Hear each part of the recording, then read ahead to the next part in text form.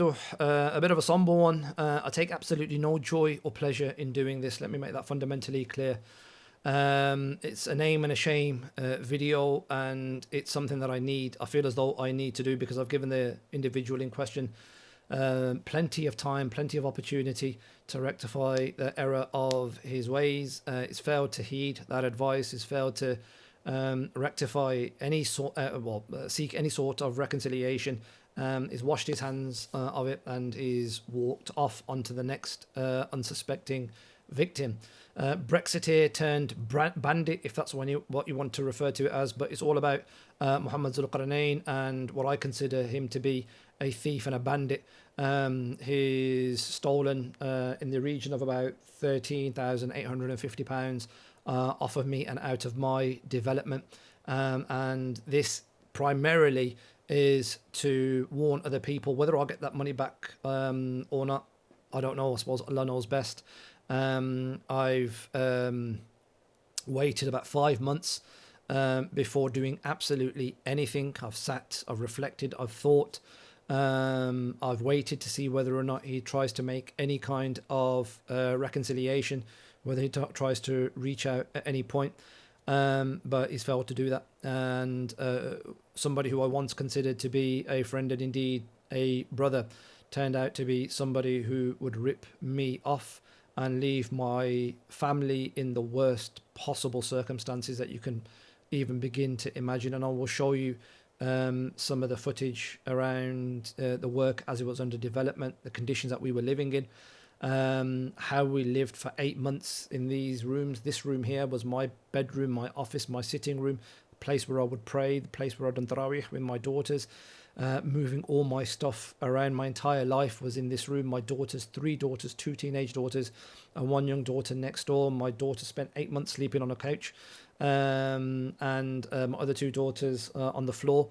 And he knew all of this. Our entire lives were in these 2 rooms. The rest of the house was a building site, and that's precisely how they left it, as a building site. They walked out and never came back.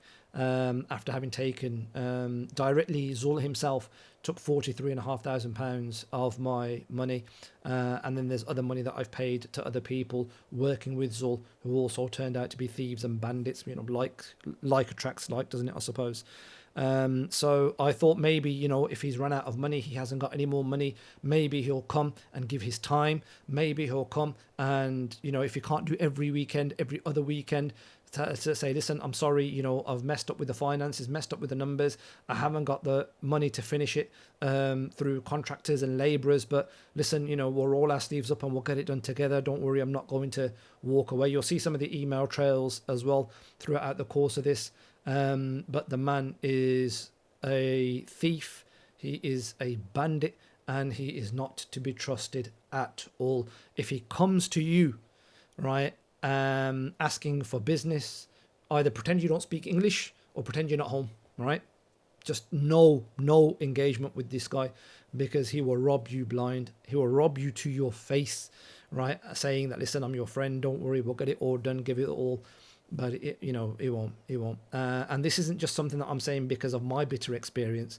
It's something that I've validated, and the video will show this, and the reviews that have been left on Google, I've corroborated those through the developer or through the agent that was charged with selling the properties that he himself, Zola himself, had developed under the company called Hassle Free Build. How the developer told me, how the estate agency told me that he ran off with a whole bunch of money by given to him by the landowners to develop the property. Utterly shocking. And then as I speak to other people who know him as well, people that are in the biking fraternity, people that have had engagements and dealings with him, you realize that this isn't an isolated incident. He's not just had a bad example or a bad, experience. Rather, this is just how he does business. This is how he is. And before I receive feedback or criticism from, well, brother, you should advise him quietly. Try to have a conversation with him. And don't get me wrong, I've lost my temper with him on 2 occasions. Justifiably so, rightfully so. I've managed the project, his project that I hired him to do, for about 6 weeks on my own, 6 or 7 weeks on my own. My mum had passed away. I wasn't able to, fully focus on that because I was running around doing the project management for this, the stuff that he should have been doing.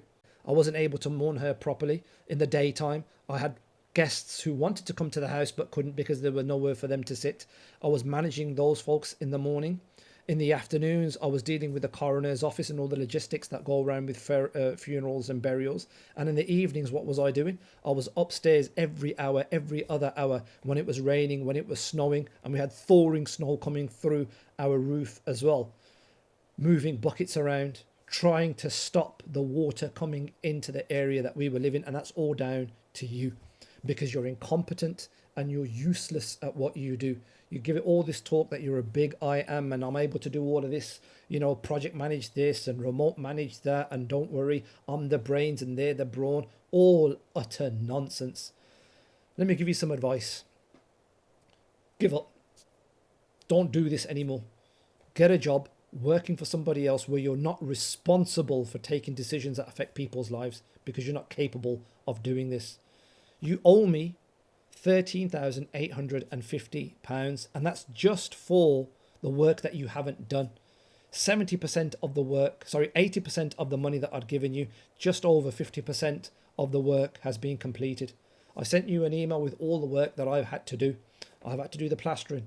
I've had to rebuild the staircase myself. I've had to do the carpentry and the joinery. I've had to do the plumbing. I've had to have the plumbing redone in the whole of the loft because your guys messed it up.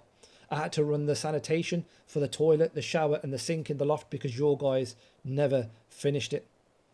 I've had to do the painting. I've had to do the glossing.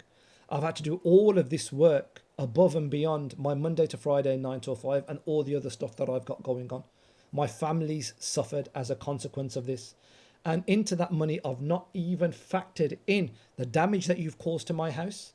I've not factored in the stress that you've had with, or the stress that I've incurred as a consequence of your incompetence. And I've not factored in the damage that you caused to my neighbour's property as well. He's not anybody worthy of doing business with. He's not anybody worthy of trusting. SubhanAllah, he's got his children writing fake reviews for him. You're ripping off people and you're getting your children to endorse that. Because when people put poor reviews on your profiles, you try and counteract that by putting fake reviews on. And you've got your son doing that. What kind of a man are you? And what kind of teaching or education are you going to give or going to be able to give anybody else that's under your custody or care? The rest of the video will demonstrate and explain the reason why things have gone so poor, the updates that people have been following and watching on, they'll, on Instagram. People will understand, what I've been going through over the past few months, what I've had to do over the past few months. But I never named anybody. But there's a reason why I'm at this stage now, which the video will talk about. Share it with everybody that you know who knows him. And that's the only way that he's going to learn. May Allah forgive us all, inshallah ta'ala. Assalamu alaikum wa rahmatullah.